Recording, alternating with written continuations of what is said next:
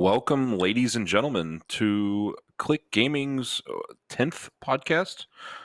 This is just our weekly podcast, but I'm joined with Johnny below, who is audio only, but you can see his ugly mug down there. And then Chance's Heyo. live ugly mug is on my left. What's up? So, obviously, spur of the moment idea. We want to welcome Johnny back from Beachland. And, Hey, I didn't die. Yeah, there was a hurricane, right? You said? Yeah, Hurricane Ida decided to hit us on the Indian Rocks coast. I got videos. That was crazy. The waves were about 15 feet tall, and then the walls was hitting the seawall next to the beach house, which is about a 30 to 50 feet radius. I was like, oh, okay. Hurricane going on, and he still found time to teabag somebody. That's right. On some Excuse me. Halo. Tactical crouching. Tactical crouching for the sensitive ones. But like I said, spur of the moment idea. Talk about gambling, sports gambling, and obviously, since we're esports, we want to talk the esports side of that. So as of right now, gambling is illegal. Sports betting, I guess, is illegal. In the United States of America. In the United States, yeah. Land of the free. Land of the free. No sports betting. So Johnny made a comment right before we started was you could kind of quantify, you kind of say that joining a tournament, a pay-to-enter tournament is, sports betting.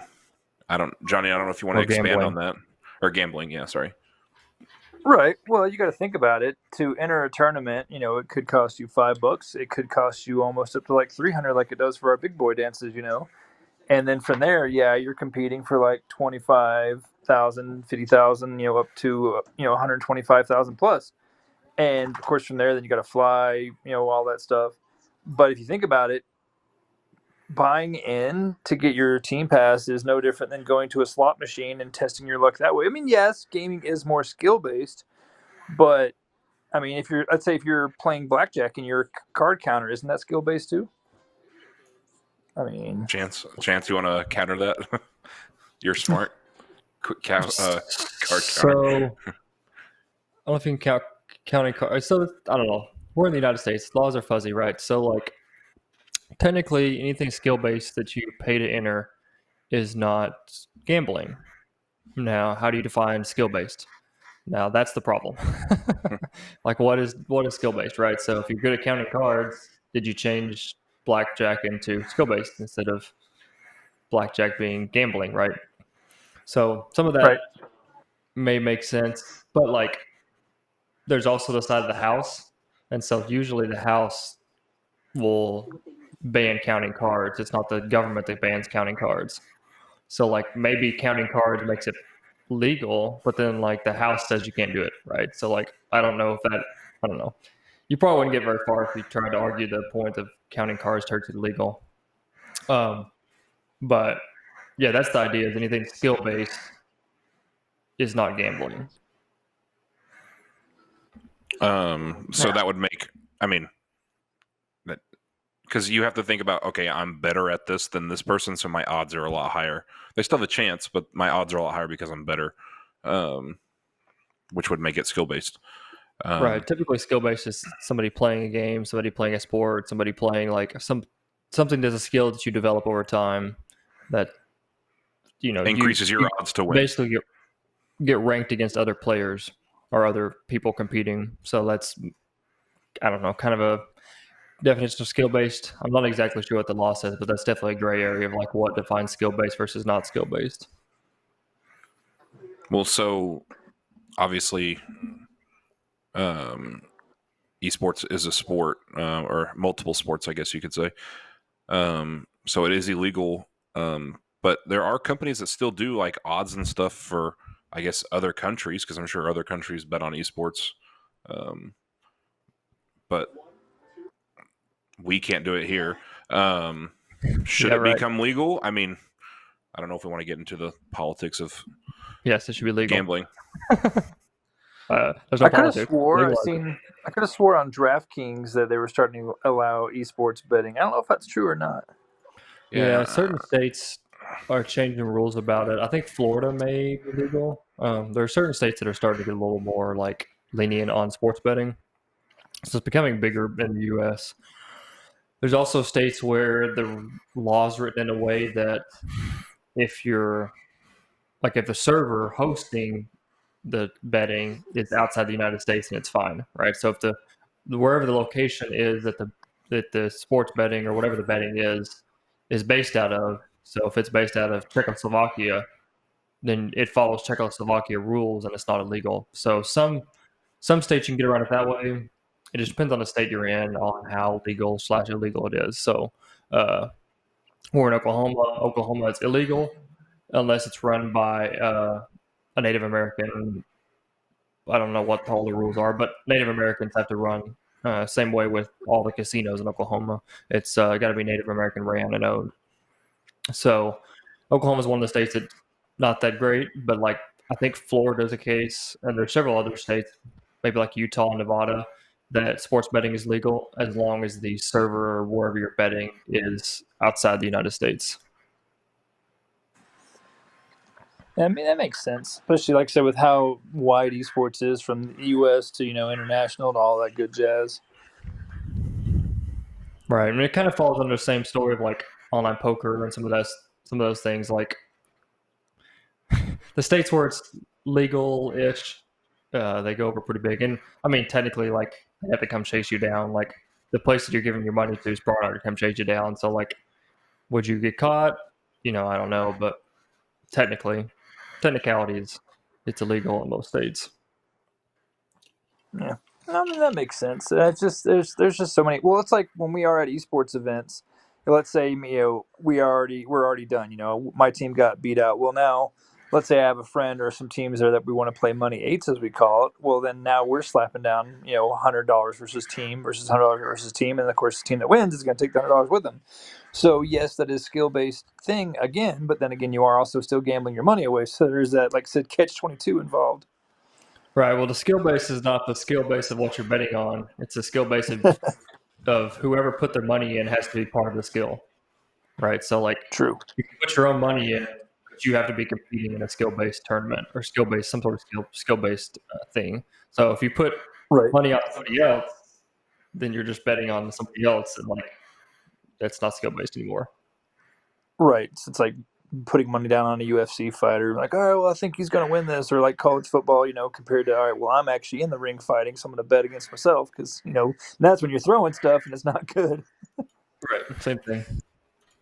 Yeah, Pete Rose would actually I guess if you ask him he didn't do it, but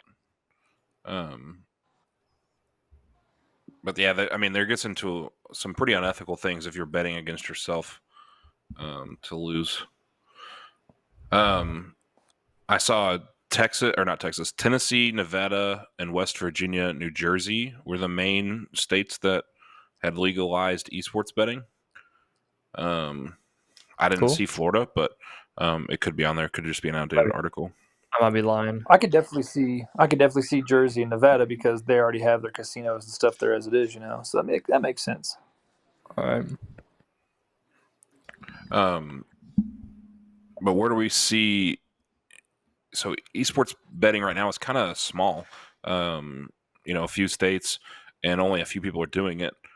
Do we see it growing, I guess? I mean, people will bet on anything. If people will bet on the chances of pulling the lever that they get their correct matching row, they're going to bet on sports, especially esports as it grows. Right. DraftKings said that League of Legends and CSGO were their most popular, accounting for almost 50% of all esports betting on their site is from just CSGO and League of Legends. Now, think of this, though, is that especially with Call of Duty having its franchises, and if other places, like that have, like, for instance, like so League of Legends, they got Cloud9, and same as like CSGO and stuff like that.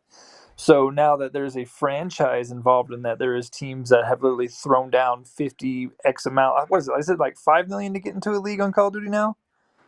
It's now quite expensive. I know it's up there. So now, you're betting, for a team. So it's like no different than, all right, well, I'm betting on Optic like I would bet on the San Diego Chargers to win the Super Bowl. Well, I think they're going to win the CWL. So now you're, betting on that aspect. So I can see it coming in there. I mean, why not? I mean, if it's considered a sport like most think it is, why not allow betting on it? Well, I think they have to allow betting on everything else, right? I mean, yeah, sports betting has to become legal first. Right. Currently, sports general. betting is illegal in most states. But I mean, I remember when last time I was in Vegas, a couple years ago, just having the wall. They have a wall just full of the odds, and you go up to the table and you tell Those them, are okay, I want to crazy, bet dude. this. Yeah, they get into it. Yeah, last time I was in Vegas was for my best bud's wedding, and I remember that was whenever Clemson won the national championship, and the odds at the time were like, I think it was 10-1, and I was like, I'm going to put $500 down because Alabama was favored, and I was like, nah, I don't need this, and then Bama ended up getting throttled by him. I was like, man, I could have won me a payday on that shit.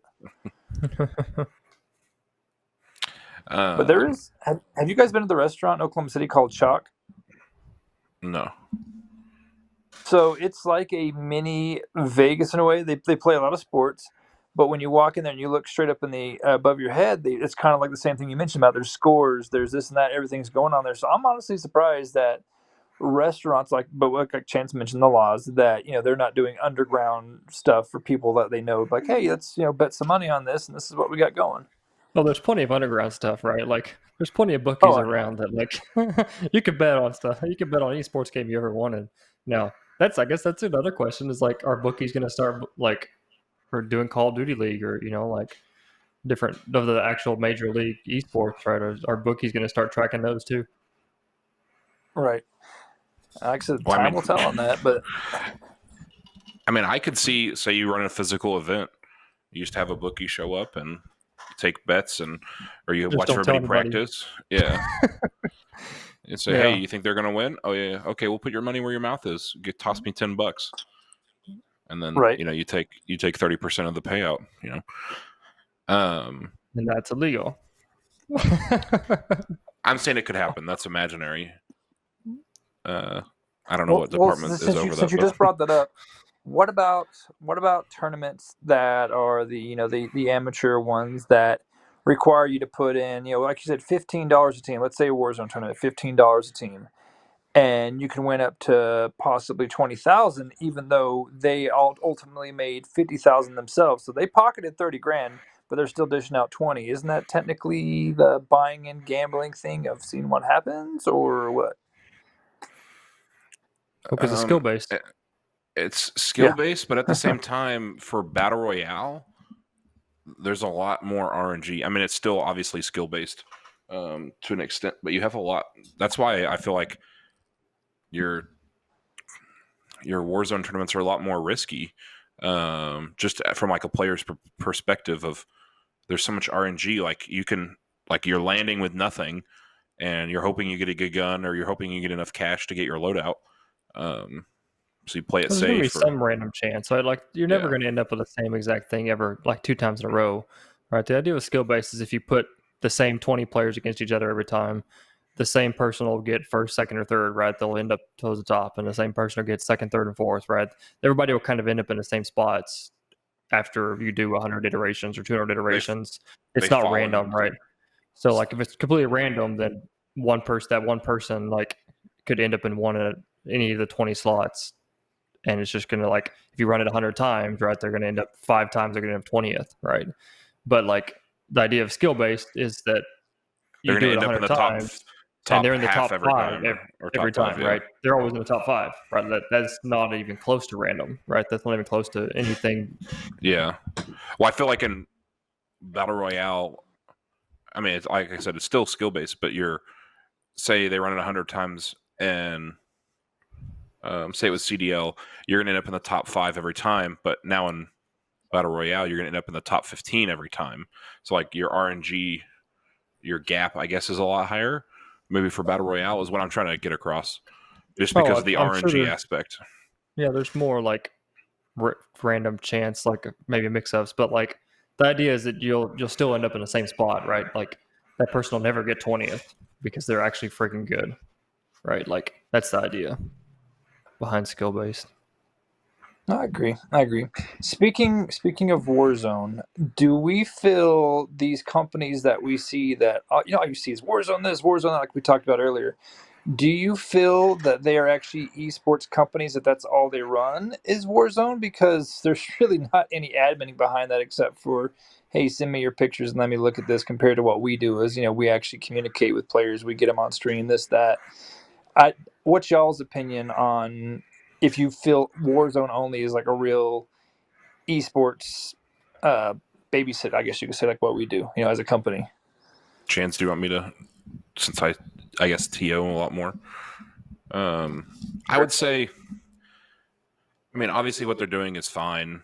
I don't feel like it's more for the community. It's more of we're going to make money. And I would say that they're more for the community than something like Esports Arena. The Warzone tournaments are interesting because they charge, $20 a head, and I don't know if it's that drive to try to be a professional like BR or that's so new, but everybody pays. I don't think I've seen one, maybe two tournaments in the last 8 months, 6 months for Warzone that were free to enter. And I see quite a bit of them being plugged into Besides esports ours. on like Facebook and stuff. Yeah, I'm not including ours. Yeah. I'm just saying advertisements I've seen, and 95% of them are pay to enter, and they're doing large prize pools. But I think what they do a good job of doing, and maybe it's because it's through their website, is they hide how many players there are, so that as a player you can't do the math and say, hey, 400 people entered this and they're only paying out $300 and I paid $20. Right. Because if you can do the math, you're going to know you're getting screwed. And maybe that's a good, because there's not a bracket. You can't see how many players are, like you can't see how many teams there are, so you can't do the math on how much they're actually making. Yeah. And we both, we both know too, is when it comes to esports, production is what's key value to continue to growth, get your sponsors, because now you're giving them something compared to, well, here's a pen and paper, this is what really happened, but you don't have any video coverage or this or that of it. People don't want that. And so with all these dudes doing Warzone, I'm sure they either have their money or their sponsor money or whatever. And they're like, yeah, well, we run these tournaments. Well, what happens when it's ready to actually run a real Call of Duty tournament or a real Rocket League? Are you going to have the same skills instead of just saying, hey, go play for 3 hours, send me your screenshots, and I'll do some math, and here's your winner? It just, Chance might want to elaborate more on that, but I'd say it's more about what your business model is, how you want to profit. If you care about getting sponsors, sponsors want that exposure. Sponsors want that minute-long clip that your viewers see. And if you're trying to make money off of your gamers, like most Warzone tournaments, you're not going to get that because you can't run commercials, but you're going to make your $15 off each person or your $10 off each person. Right. And you're going to hope that you get more people than what the prize pool is. Chance, right. I don't know if you want to expand on that or if your thought is different. I don't know. I mean, yeah, it's just depends on what you're trying to do, right? Like, you're not going to get sponsors for War. I mean, you'll get some sponsors for Warzone just because, like, you can put on your website and stuff. Like, you can do some basic stuff. But, like, if you want to get big on the sponsorship side, then production is important because you got to have something people watch and pay attention to. I mean, yeah, it just depends on what you're doing, right? If all the Warzone people are trying to make quick bucks and if they're pulling in 20 grand a tournament, more power to them, like, hey, whatever floats your boat. So, like, depends on what they want to do. Are they a real company? Yeah. I mean, maybe they do stuff. They take money. They make money. I don't know. They're providing something that people want to do, right? So if they have 400 people join, then people wanted the Warzone tournament to happen, right? So they're providing a service people want. So, like, are they a company? Yeah. are they going to stick around and be a real long-term thing? Probably not. But Yep, you got to expand. We all know that. You can't just stick with the same thing over and over again because eventually that'll get stale and old. No one's going to want it, yeah, exactly. Here in another year or two, when Warzone goes down the drain, like they'll be like, okay, cool. Maybe they'll move on to the next thing, right? They'll just pick on the next, whatever the next thing is. Well, a lot of them just use the. I don't want to say AI. That's not right. They have software that runs computer recognition for your screenshots, or for they run API code, I guess is the right word, through COD Tracker. COD Tracker is linked with Activision, I guess, somehow, and pulls your stats to make sure that you're, I guess, an acceptable account. And then when you submit your screenshots, it double checks your screenshots with your COD Tracker API to make sure that you're valid. So, I mean, there's some software behind it to make it a lot easier, but I mean, there's not really a community behind it. I don't know, Johnny. You probably agree with that, but there's not really. Yeah, there's no there's communication not a of. community. Yeah. It's like with us, we interact with the gamers. We'll send memes and gifs and just have fun and troll each other. But they're bonding. We ask how their days are. There's food porn. We pop up. We share different things, and it's just a big family. These companies that I see that just host these, 10,000, 25,000, 100, whatever, Warzone events. They just care about, like I said, either trying to make a quick buck off a turnover, and that's about it. Yeah, I don't see it lasting long, but I mean, if they make $30,000 in the span of Warzone, then it was worth it for them. I mean, right? If they want the money, hey, you're doing the right job. That's it. And I mean, to some people, that's all that's important. And it just, like I said, it just depends on your goal and your business model. If your business model is to make money off of your gamers, then Warzone's perfect for you. But if your goal is to have long-term relationship with sponsors and gamers, and to produce content, then community is more, free to enter, community-driven with sponsorships. Yeah. And that's why we become so close to some of these guys. I mean, we're playing Among Us usually 2 times a week. So, like, we're playing with, like, Johnny and I are both playing with them. Chance is busy. He doesn't play video games. So, but, like, we bond with these guys, and we have dinner with these guys. And, but, like I said, that's our business model is sponsorship stuff, not gamers, making money off gamers, if that makes sense. And, I mean, we planned that out in the beginning. Like, from the very beginning, we said, like, we don't want to profit off gamers. We'd rather provide a service to sponsors rather than just gamers. Well, yeah, it's like whenever I would do my physical events, before COVID. This is like, because I've been doing this shit since fucking 2005 out here, basically.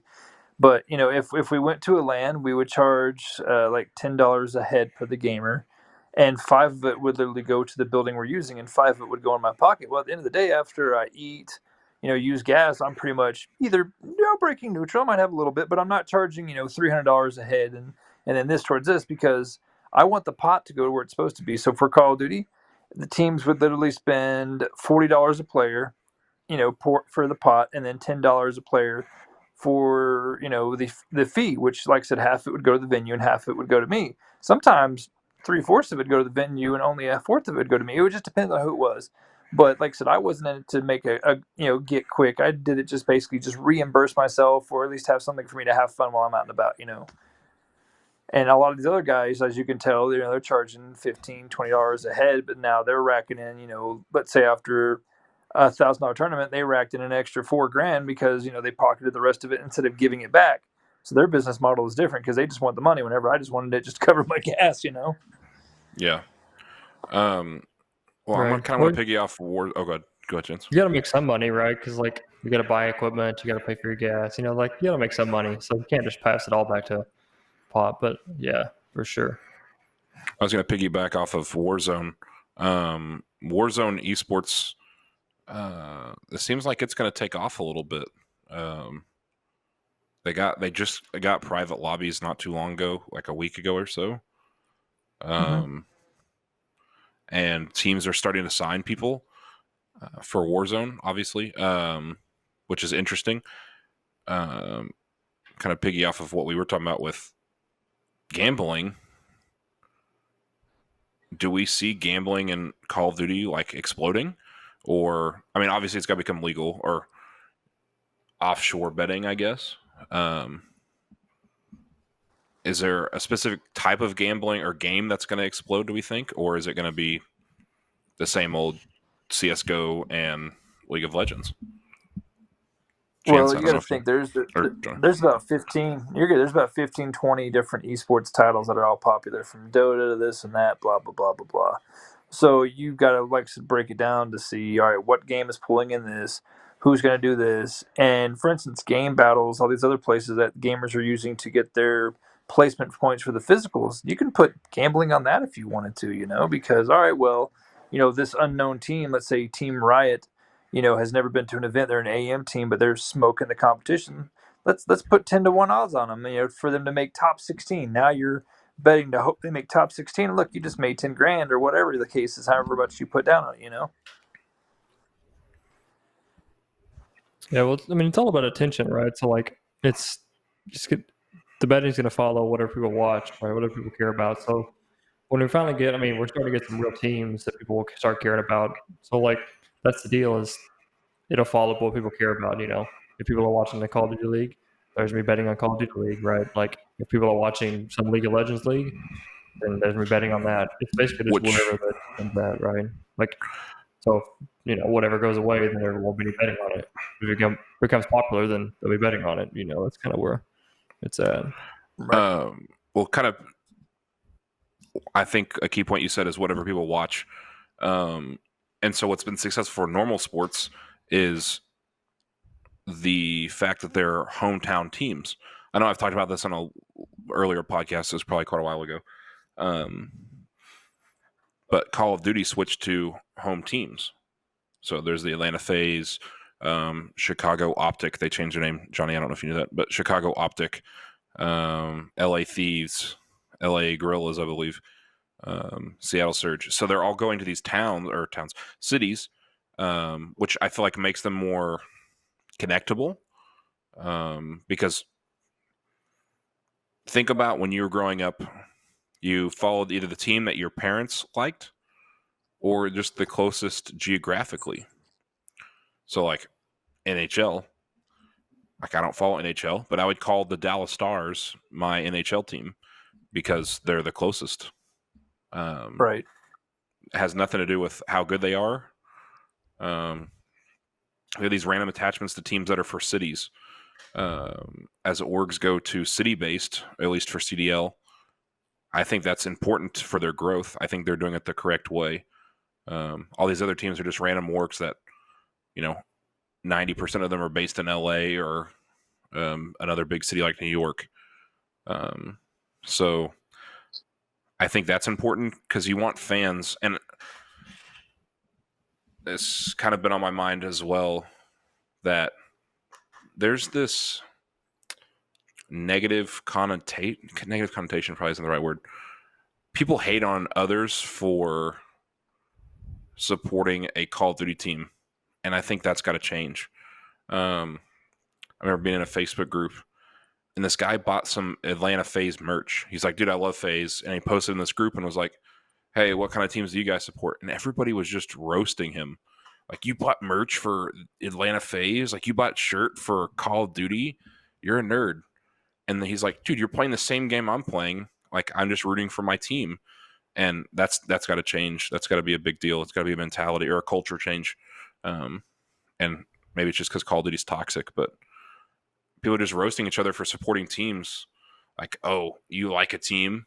Like, shut up. People roast each other for teams in every other sport, too. Like, what's the difference? I get it all the time for being a Longhorn fan in Oklahoma. Come on, yeah, exactly. Like, no, but I don't know. You get tons of garbage from everybody. Well, it's just because he bought merch, though. Nobody cared or like people were making fun of him for following Call of Duty League. Like, I'm not just saying like it was like, oh, I'm a Sooner fan, you're a Longhorn fan. Like, Well, same oh, thing. good joke.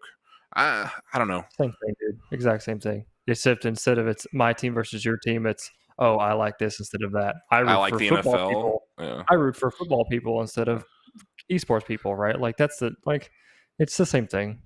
Like, I root for NBA. Why are you rooting for Call of Duty? It's the same thing. I remember I still get hell here and there about my Halo tattoo, but Halo's stupid, Call of Duty's better, Gears of War is better. It's like, dude, it's a video game. It doesn't matter. It's not a culture change. It's just a thing it's a thing. Whenever you root for somebody, you're gonna have haters. Yeah, but I feel like, I don't know. Maybe it was just because I was there, like I was seeing it. Maybe I took it too serious. But people were just roasting him for like buying merch for like Call of Duty. I messaged him. I was like, dude, like, you're what we need for the gaming community of buying merch and like supporting specific teams. But I don't know. Like I said, I think it's a culture thing. But I think so too. And I would rather buy, like you said, a FaZe jersey or Final Boss for Halo compared to buying a digital like in-game skin. Like we've seen these Fortnite kids literally spend thousands upon dollars buying all the skins for Fortnite. I'm like, you realize that's not going to go in real life, bro. Compared to now, you have a jersey that's you can actually wear in real life. Yeah, jersey or like cosplay skin, I guess it's probably a lot worse, but that's going to last you a while versus a skin that, okay, Fortnite's dead now. So good job. You spent, $500 on 7 skins. You lost it all. But it's legendary. No one else has this. Yeah, but I mean, I can see this. The skins make sense. Like all that stuff makes sense, right? Like it's the same thing as you buying Yeezys, right? Like clothes go out of style. Like Fortnite skins are probably around longer than clothes style will be, right? Like the clothing, the skins make sense, right? If all of your friends hang out on Fortnite and play Fortnite together, it's the same thing as buying Yeezys. What's the difference? One's physical versus digital. Okay, I've got clothes from high school still that I rock out. 2 years because they're out of style. Maybe that's not me. Yeah, Johnny wore his Osiris's for 17 years. Some people are weird. And those people bought Fortnite skins. No, I think the skins thing's the same thing as buying clothes, dude. Like, the same thing. The clout, I guess. Yeah. Exactly. No, I agree that it's for clout, but I don't know. I feel like same way. I feel like if I bought an Atlanta FaZe jersey versus an Atlanta FaZe skin in Call of Duty, Call of Duty would be an easy example because it changes every year. You don't get to carry it over. Fortnite, I can see. The argument for you is stronger for Fortnite than it would be for Call of Duty because, like Call of Duty, the new one came out. I lost my skin, so either I got to buy another one or buy it again.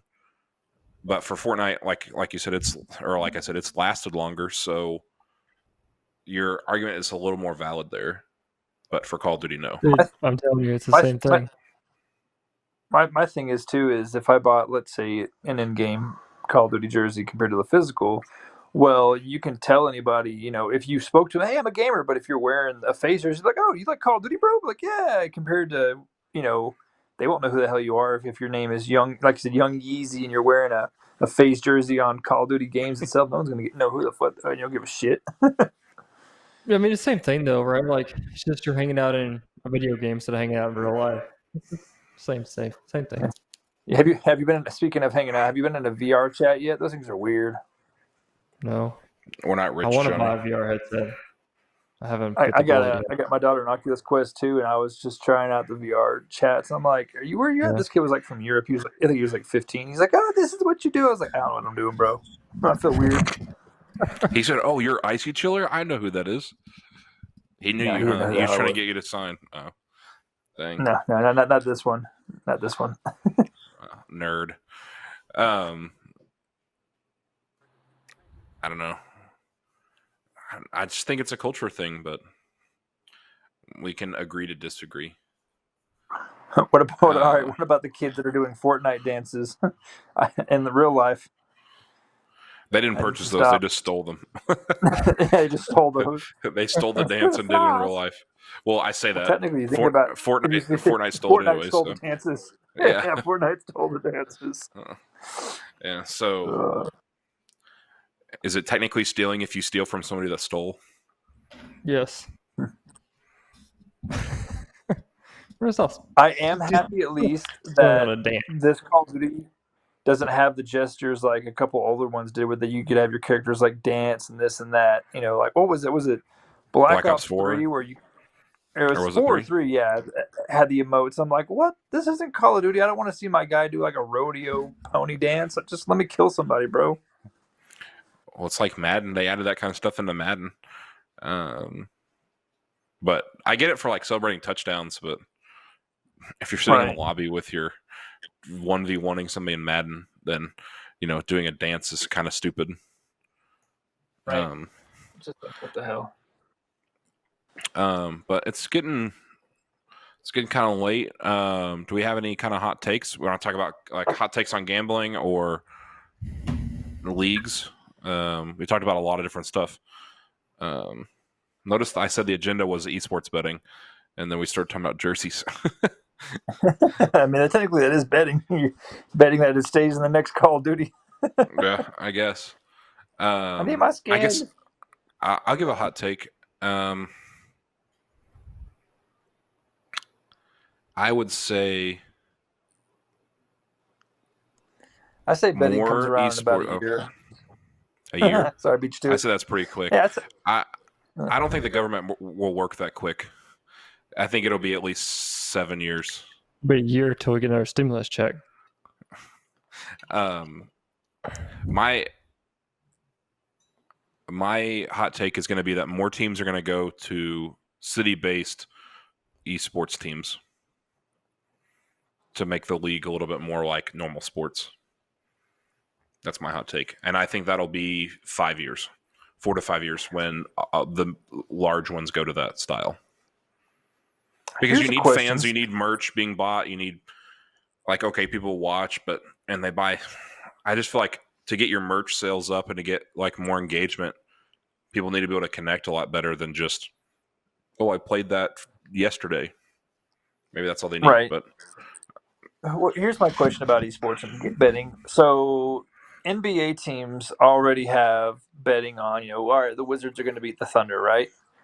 Well, what about them now getting their esports NBA teams? Are they going to let that transition because it's already part of the organization as it is, or is that still going to be its own entity because they have to break it in because now it's not NBA, it's now NBA esports? Well, I don't even know if there is betting on teams like that. There's betting, but it's going to be in certain states and it's going to be offshore. Yeah. Okay. Yeah, so that's what I was wondering. I was like, so are they going to allow that in the same areas now? Is Nevada going to let me vote on Dallas Maverick esports? Should be able to, if you live there. I would. I think it'd be. Oh, you live there. If it's not there, if they're not doing that right now, I'd say it's probably a year. Anywhere it's already legal, it'll come around soon. As people recognize the teams more. Chance, did you have a hot take or anything? Nope. Okay, well, this has been Click Gaming's weekly podcast, episode number 10. Nope. And we'll send it off here. Thanks, guys, so much. Bye. See you.